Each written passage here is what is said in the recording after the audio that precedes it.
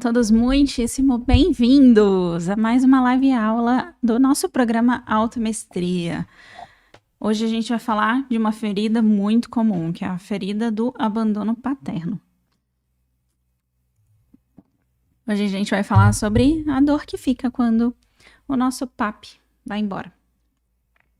E a gente vai abordar alguns aspectos sobre essa ferida também. Mas, antes da gente começar, gostaria de pedir o auxílio de vocês para dizer aqui se, porventura, o áudio e o som e a imagem, se tá bom. Então, vou pedir para vocês, de 0 a 10, o quanto vocês acham aqui que está bom o áudio e a imagem. Deixa eu só anotar aqui uma coisa que me veio para eu não esquecer de falar sobre hoje. Boa noite, classe. Tudo bem com você?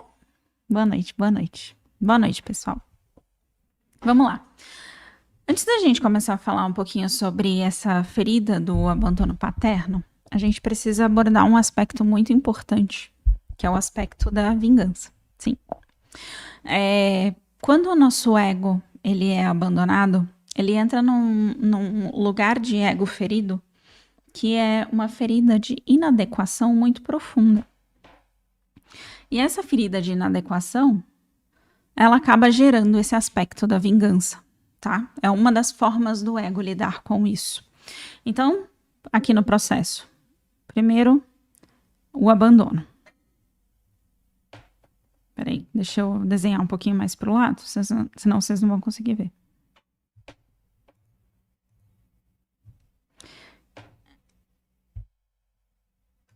Aqui, como é que faz para pegar no Instagram? Ah, foi, funcionou. Então, primeiro acontece o abandono, certo? Depois do abandono, aqui é abandono, você começa a, você criança, entenda, não você adulto, você criança, começa a receber programas de crenças que são programas de inadequação. Ou seja, eu não sou bom o suficiente para ser amado. E aí, naturalmente, essa ferida da inadequação, ela começa a gerar alguns problemas. Inadequação.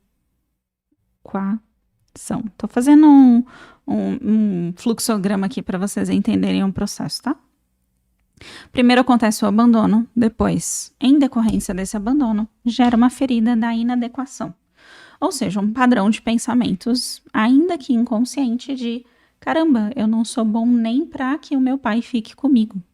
Eu não sou bom. E aqui não é só sobre pai, não, tá? Eu vou falar sobre a ferida do abandono em relação ao pai, mas muitas das coisas que a gente vai falar hoje vai se aplicar à ferida do abandono de mãe também, tá bom? Essa ferida da inadequação são padrões de pensamentos do tipo: por que justo a pessoa que deveria me amar foi embora? Porque o que acontece na maioria das vezes? A maioria das vezes, a mãe, ela fica ressentida com esse processo, certo? Então, a mãe, nesse movimento de proteção com o filho, acaba entrando num lugar de fidelidade.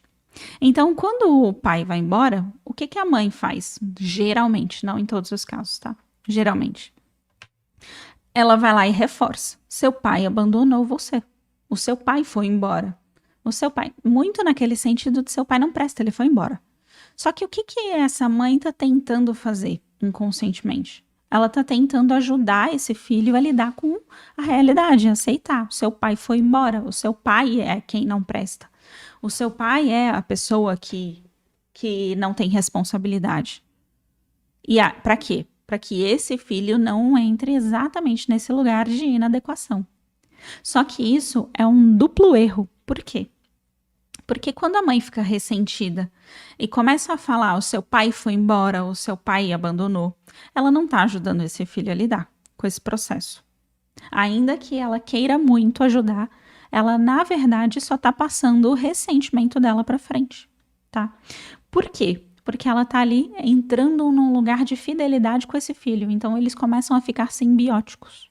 Ou seja, seu pai abandonou você. Logo, você, aspas, é meu. Por quê? Porque só tem eu.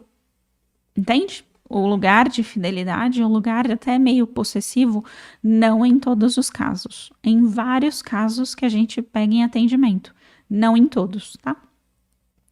Então, às vezes, quando esse pai vai embora, essa mãe entra nesse lugar e, na ansiedade de ajudar o filho a perceber que o erro não está em si, mas no pai que não tem responsabilidade, ela começa a atacar esse pai. Ela começa a falar, esse pai, ele foi embora, ele não quis criar você, ele não tem responsabilidade, ele é isso, ele é aquilo.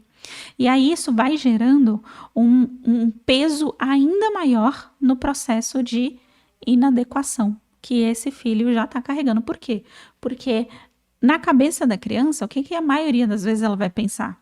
Ela vai pensar, o pai foi embora, mas eu não tenho como ter sido culpado. Por que ele foi embora, mas ele não me visita mesmo assim? Então, ainda que ele e a minha mãe tenham tido os problemas dele, por que isso sobrou para mim? Entende o processo que a criança entra? Ela entra num processo de questionar o porquê que ela não é boa o bastante para ser gostada. Por que ela não foi suficiente para que aquele pai voltasse? Então, independente do quanto a mãe ressinta esse pai, a criança já está passando pelo processo de sentir essa inadequação. De pensar, poxa, mas ok, tá tudo bem, ele e a minha mãe não se deram muito bem, mas por que eu? Por que eu? E eu sei que muitas pessoas acabam acreditando que a criança não elabora pensamentos desse tipo, mas elabora sim. Quando você era criança, você pensava pensamentos complexos e pensamentos inteiros. De, a minha mãe e meu pai não se deram bem, mas por que eu? Por que ele não vem mesmo assim? Só que isso vai ficando reprimido, isso vai ficando no inconsciente, né? E aí, o ego, com essa dor da rejeição, da inadequação, de não ser bom bastante para ser amado, cuidado, protegido, resolve de algumas formas. Uma das formas que o ego resolve é a vingança. Uma das formas é a vingança, que eu vou explicar. E a outra forma é, ou às vezes as duas ao mesmo tempo, que é literalmente eu valho a pena. Tentar provar que vale a pena. Ou seja, o que isso daqui significa? Significa que quando esse ego tem essa ferida de inadequação, de eu não sou bom bastante, eu não fiz o suficiente, eu não sou bom bastante, lembra que o ego é o vaidoso interno? Então, a nossa vaidade ferida é tipo assim, quem é você para me rejeitar? Então, ele pode entrar no espectro da vingança. Você me rejeitou? Peraí, então, que agora quem vai te rejeitar sou eu. E aí você começa a rejeitar esse pai de volta. Aquele cara não quis nada comigo. Aquele cara é isso, é aquilo. Se ele me ligar, ele vai sofrer. Esse tipo de coisa, sabe? Então, quando o ego da pessoa, o vaidoso interno, tá nesse lugar de por que eu não fui o suficiente para manter essa pessoa interessada por mim? Ela entra ou na vingança ou no espectro do eu valho a pena, provar para os outros que vale a pena o tempo todo, ou nas duas coisas ao mesmo tempo. A vingança em relação a esse pai ou em relação ao universo. Se a pessoa te rejeita, você começa a entrar em estado violento ou em estado vingativo de você me rejeitou? Ou um namorado, por exemplo, uma namorada. Me rejeitou? Então peraí que eu vou arrumar alguém melhor do que você. E esse é um espectro da vingança, da rejeição. O outro espectro é eu valho a pena. Então, o tempo todo agradando. O tempo todo com medo de que as pessoas vão embora. Aí você entra num relacionamento e fica o tempo todo naquele relacionamento tentando mostrar para a pessoa o quanto você é incrível. O quanto você é maravilhosa, maravilhoso. Por quê? Porque você vale a pena. Vale a pena ficar com você. E aí você tá quase dizendo pra pessoa, olha, tá vendo como vale a pena ficar comigo? Eu sou isso, eu sou aquilo, eu faço isso, eu faço aquilo. Vale a pena ficar comigo, fica comigo. E tá sempre preocupado. Caraca, olha, eu preciso provar para essa pessoa o quão incrível eu sou. Eu preciso fazer essa pessoa entrar em estado de admiração. Por quê? Porque se ela não entrar em estado de admiração, ela vai embora. Por quê? Porque eu valho a pena ficar. E eu quero provar para você que eu vale a pena ficar. Vale a pena ficar perto de mim. Por quê? Porque antes não valeu. Entende o processo? Que antes, quando esse pai foi embora, a ferida que fica de inadequação é uma ferida de eu não valho a pena. É a ferida de eu não sou boa o bastante. Eu ainda não sou legal o suficiente para que esse pai se interesse por mim.